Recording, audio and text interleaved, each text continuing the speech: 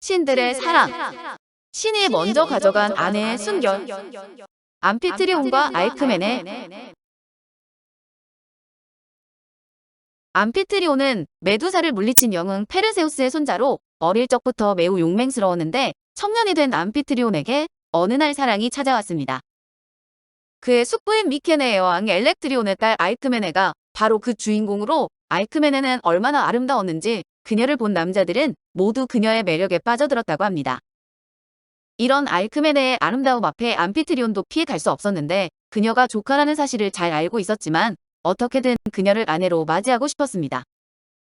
숙부 엘렉트리온도 여동생인 아낙소와 결혼해 알크메네를 낳았기 때문에 자신의 결혼도 문제없을 것이라 생각했지만, 그의 꿈은 숙부이자 예비 장인어른인 엘렉트리온을 실수로 죽이면서 산산이 부서졌습니다. 엘렉트리온에게는 메스트로라는 동생이 있었는데, 엘렉트리온이 미케네 왕국을 물려받자 왕권 다툼을 하기 싫었던 메스트로는 가족들과 함께 타포스 섬으로 떠났습니다. 당시 타포스 섬은 프테릴라우스라는 왕이 다스리고 있었는데, 그런 프테릴라우스의 문에 메스트로의 딸 히포토에가 들어왔습니다.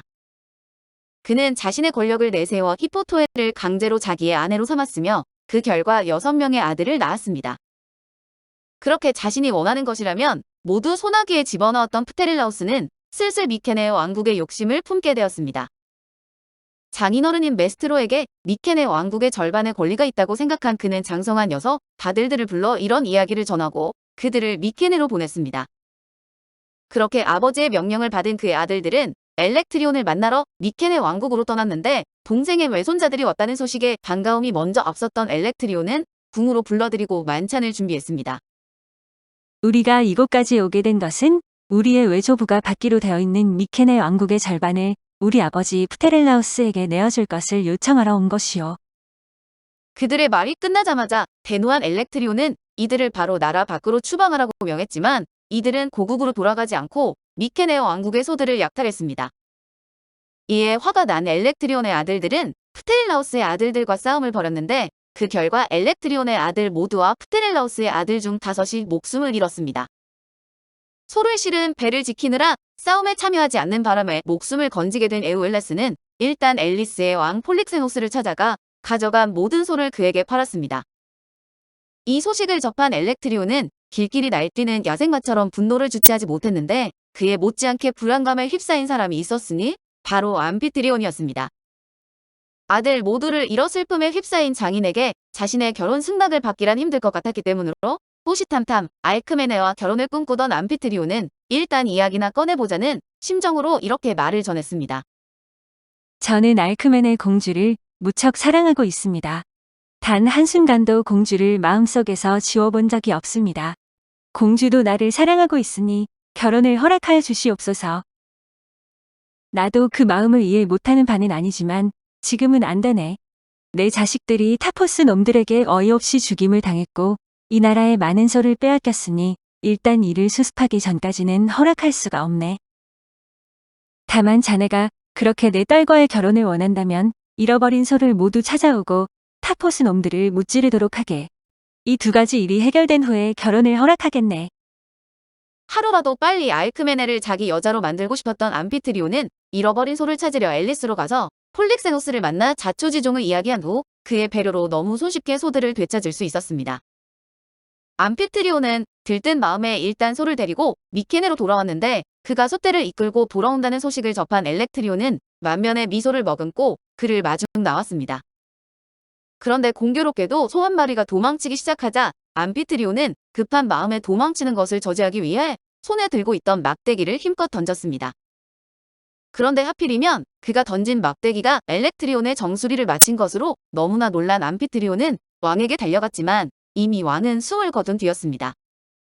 엘렉트리온이 죽은 뒤에 미케네의 왕위는 그의 동생 스테넬로스가 차지하게 되었는데, 아무리 실수라지만 왕의 목숨을 앗아간 죄는 용서할 수 없어 암피트리온을 미케네에서 추방시켰습니다.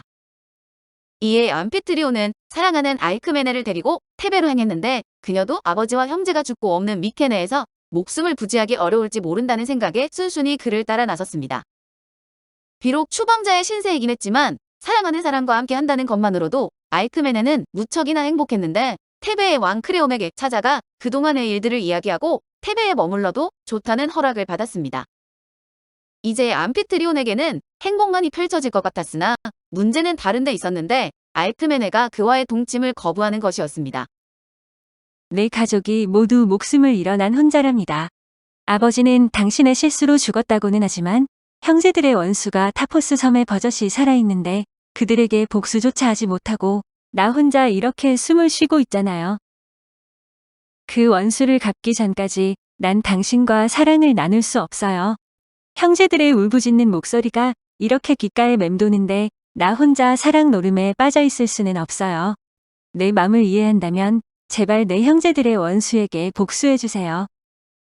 그녀의 말을 들은 암피트리온은 달리 방법이 없었는데 실수라지만 결과적으로 그녀의 아버지를 죽게 만든 장본인이라 그녀의 말을 듣자 죄책감으로 얼굴이 붉어졌습니다.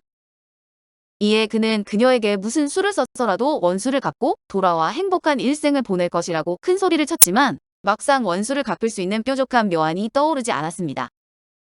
그러나 알크메네를 생각하면 무엇이든 해야만 했는데 여러 날을 생각하던 끝에 묘책을 찾지 못한 그는 테베의 왕 크레온에게 도움을 청했고 크레온은 그에게 다음과 같은 조건을 내걸며 협조를 약속했습니다. 이 나라에는 아주 영악한 암여우 한 마리가 있는데 한 달에 한 명씩 이 나라의 건장한 청년을 잡아먹는다네. 이 괘씸한 여우를 몰아내주게. 그러면 내 군대를 자네에게 내주겠네. 암피트리온은 그 제의를 거절할 수가 없었지만 여우를 물리치는 방법이 떠오르지 않아 또 다시 며칠을 괴로워했습니다.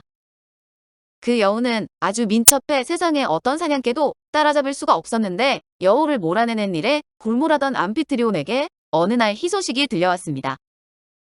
아테네 케팔로스가 가진 사냥개라면 능히 그 여우를 물리칠 수 있다는 것이었습니다.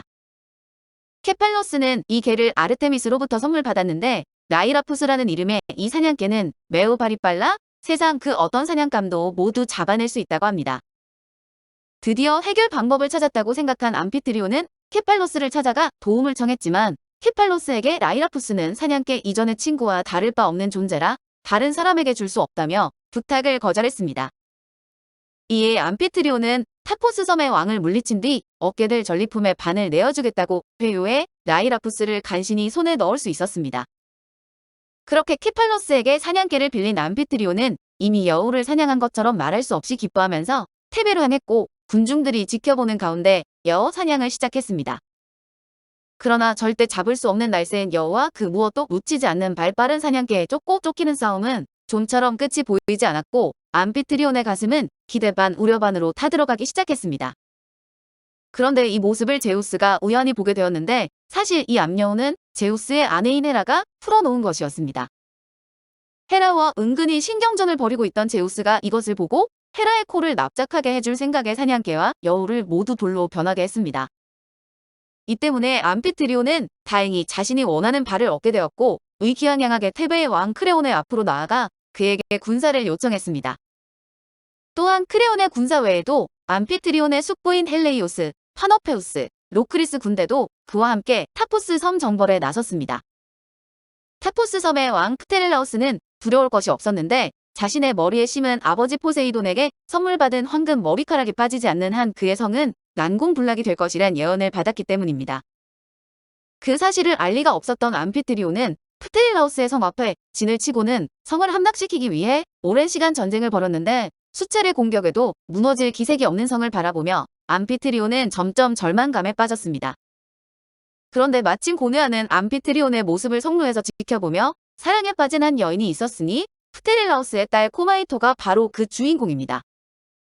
암피트리온이 자신의 아버지를 죽이러 온 적장이라는 현실조차 잊은 채 우수에 찬 그의 모습에 완전히 사로잡힌 코마이토는 어서 전쟁이 끝나 그를 가까이에서 만나고 싶었습니다. 게다가 혹시 그가 이 전쟁에서 죽으면 어떻게 하냐는 마음에 매일 성루에 올라 그를 바라보며 마음을 졸였는데 이미 그녀의 마음속에는 암피트리온뿐이었습니다. 그렇게 시간이 흘러 그가 전쟁에서 이긴다면 자신과 결혼할 수 있을지도 모른다는 생각에 코마이토는 성곽을 무너뜨릴 방법을 찾았는데 바로 아버지의 황금 머리카락을 뽑는 것이었습니다.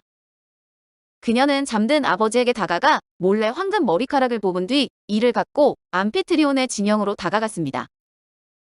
드디어 그녀가 그토록 원하던 암피트리온을 눈앞에 두게 된 것으로 용기를 내서 나지막한 목소리로 이렇게 말했습니다. 저는 프테렐라우스의 딸 코마이토라고 합니다. 실은 오래전부터 섬로에서 장군님을 내려다보았습니다. 그런데 당신을 처음 본 순간부터 내 마음속에는 온통 당신뿐입니다. 당신에게 이런 제 마음을 전하고자 이곳을 찾았습니다. 지금까지 장군님이 아무리 성곽을 공격해도 이 성은 절대 무너지지 않았습니다. 당신만이 아니라 그 누가 공격한다 해도 이는 마찬가지일 겁니다. 바로 제 아버지의 머리에 심겨져 있는 황금 머리카락의 신비한 힘 때문이랍니다. 그런데 당신에 대한 사랑이 너무나 깊어진 나머지 저는 아버지를 배신했습니다. 아버지의 그 황금 머리카락을 뽑아 들고 바로 당신에게 찾아온 것이랍니다. 제발 저의 이런 진심을 받아주세요. 그러나 암피트리온은 불같이 화를 내며 그녀에게 천하에 발칙하고 불효막심한 년이라며 목을 쳐서 목을 그녀의 아버지에게 보내라고 불호령을 내렸습니다. 결국 코마이토는 사랑을 얻기는커녕 불효자라는 낙인이 찍힌 채 한 줌의 재가 되었고, 코마이토의 말을 듣고 승리를 확신한 암피트리온은 날이 밝자마자 성으로 쳐들어갔습니다. 딸의 배신으로 이제 신의 가호를 받을 수 없게 된 프테릴라우스는 종이 호랑이와 다를 바 없어 암피트리온의 칼날에 목숨을 잃고 말았습니다. 이렇게 성을 함락시킨 후 암피트리온은 자신을 도왔던 이들에게 땅을 분배했는데 케팔레니아는 케팔로스에게 주었고 그 밖의 땅은 헬레이우스에게 넘겨주었습니다. 암피트리온에게는 타포스 섬이 중요한 것이 아니었는데 알크메네에게 그녀의 형제들의 원수를 갚았다는 사실을 알려주는 것만이 중요했습니다. 그는 원수를 갚고 돌아온 자신을 사랑스러운 눈빛으로 바라보며 품에 안아줄 그녀의 모습이 떠올라 서둘러 테베로 향했습니다. 그러나 암피트리온은 모르고 있었지만 그가 벌인 이 전쟁의 이면에는 신들의 이권 다툼을 위한 제우스의 계획이 숨어 있었습니다. 제우스는 신들 3개의 권력을 차지하기 위해 전쟁을 벌이던 중에 거인족 기간테스와 일전을 치러야만 했습니다. 기간테스는 천공의 신 우라노스와 대지의 여신 가이아 사이에서 태어난 아들들로 가이아의 일족인 티탄 신족을 제우스가 지하 세계에 가둔 것에 화가 나 가이아가 기간테스를 신들의 전쟁에 참여시킨 것입니다. 이에 제우스는 자신을 대신해 이들을 물리칠 용감한 인간이 필요해 자신의 씨를 받아 영웅을 낳을 수 있는 현명하고 아름다운 여성으로 알크메네를 점찍어 놓았던 것입니다. 이 때문에 알크메네를 임신시키기 위한 시간을 벌 요량으로 암피트리온을 그 전쟁에 참여시킨 것으로 결국 알크메네는 인간으로서는 제우스의 마지막 견인이 되었습니다. 암피트리온이 막상 전쟁에 나서자 알크메네는 왠지 모르게 불안하고 초조했는데 그녀도 이미 마음 깊이 암피트리온을 사랑하고 있었던 것입니다. 불안감에 휩싸이다가도 한편으로 그의 넓고 강한 가슴에 안겨 사랑을 속삭일 날들을 생각하면 저절로 미소가 피어올랐습니다. 그런데 이런 감정에 휩싸인 그녀 앞에 암피트리온이 예고도 없이 갑작스레 나타난 것인데 실제로 그 사람은 암피트리온으로 변장한 제우스였습니다. 이제나 저제나 암피트리온이 돌아오기만을 기다리고 있던 알크메네는 암피트리온의 등장에 기쁨을 감출 수 없었습니다. 그녀는 그가 제우스일 것이라고는 상상조차 하지 못한 채 그의 품에 안겨 그가 그토록 원하던 사랑을 나누게 되었습니다. 그렇게 달콤한 밤이 지나고 알크메네가 잠에서 깨었을 때 이미 제우스는 떠난 뒤였지만 알크메네는 지난밤에 그 사람이 암피트리온일 것으로 믿어 의심치 않아 곧게 치장을 하고 그를 기다렸습니다. 그런 뒤 며칠 후 암피트리온이 승전보와 함께 알크메네를 찾아왔는데 알크메네는 그의 모습을 보고도 전혀 놀라는 기색이 없이 빙그레 미소만 지을 뿐이었습니다. 그런 그녀의 모습을 본 암피트리온은 이상하게 생각했지만 그녀와 한시라도 빨리 사랑을 나누고 싶은 마음에 그녀를 침실로 이끌었습니다. 알크메네, 내가 이 순간을 얼마나 기다려왔는지 당신은 절대 모를 것이요. 며칠 전 그렇게 뜨거운 밤을 보내고선 왜 오늘이 처음인 것처럼 말을 하세요. 하지만 육정의 눈이 먼 암피트리온은 그 말이 끝나기도 전에 그녀를 품에 안았는데 폭풍이 몰아치듯 격렬한 밤이 지나자 암피트리온은 어제 그녀가 한 말이 갑자기 떠올랐습니다. 그녀가 꿈을 꾼 것이 아니라면 자신과는 이전에 사랑을 나눈 적이 없었기 때문으로 암피트리온은 테베에 사는 테이레시아스라는 예언자에게 가서 어떻게 된 일인지를 물었고 예언자는 사실을 알려주었습니다.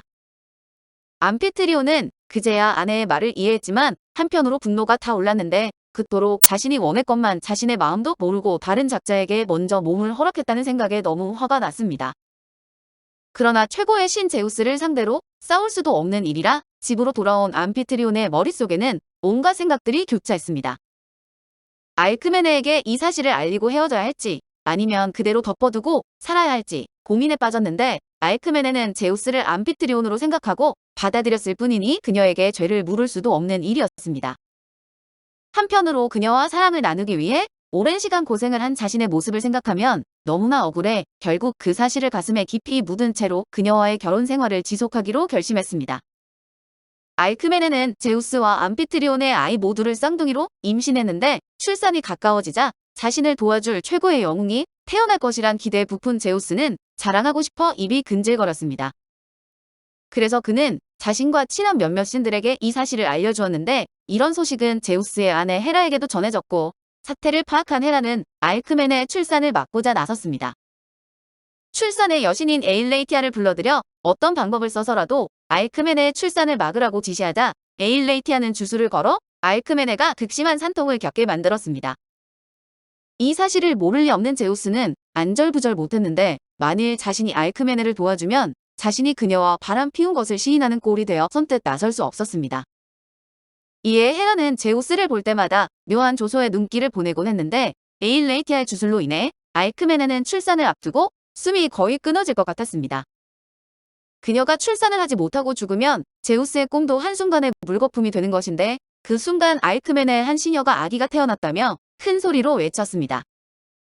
그 소리에 깜짝 놀란 에일레이티아가 정말 아기가 태어났는지 확인하려고 일어나는 바람에 그녀가 걸었던 주술이 풀려버리고 말았던 것으로 그 결과 누구의 목숨도 앗아가는 일 없이 쌍둥이가 무사히 태어났습니다. 이에 너무나 화가 난 헤라는 아기의 탄생을 알리려고 소리 높여 외쳤던 그 시녀를 족제비로 만들어 버렸다고 합니다. 쌍둥이는 헤라클레스와 이피클레스라는 이름을 얻었는데 헤라클레스는 제우스의 아들이었고 이피클레스는 암피트리온의 아들이었지만 알크메네는 그런 사실을 전혀 모르고 있었습니다. 한편 암피트리온은 쌍둥이가 태어났지만 기쁘기는커녕 생각할수록 화가 치밀어 견딜 수가 없었습니다. 게다가 제우스의 아들임이 너무도 분명한 헤라클레스는 아주 용맹한 청년으로 자라났지만 그의 아들인 이피클레스는 그렇지 못하자 가슴이 무너지는 것 같았습니다. 제우스의 아들인 헤라클레스는 후에 그리스에서 가장 힘이 세고 또 가장 유명한 영웅으로 자라났습니다. 그 후 계속해 그 비밀을 간직하며 살았던 암피트리온은 오르코메노스 왕인 에르기노스와 미니아스인을 상대로 싸우다 결국 죽음을 맞이했습니다. 암피트리온이 죽은 후 알크메네는 크레타 섬의 라다만티스와 결혼해 보이오티아에서 살았는데 그녀는 죽은 뒤에 특별한 인간에게만 허용되는 행복의 섬으로 옮겨졌다고 합니다. 이 모든 것이 그녀의 순결을 앗아간 제우스의 배려 때문이었다네요. 오늘 역사 속의 사랑은 신들의 사랑으로 신이 먼저 가져간 아내의 순결, 암피트리온과 알크메네의 이야기였습니다.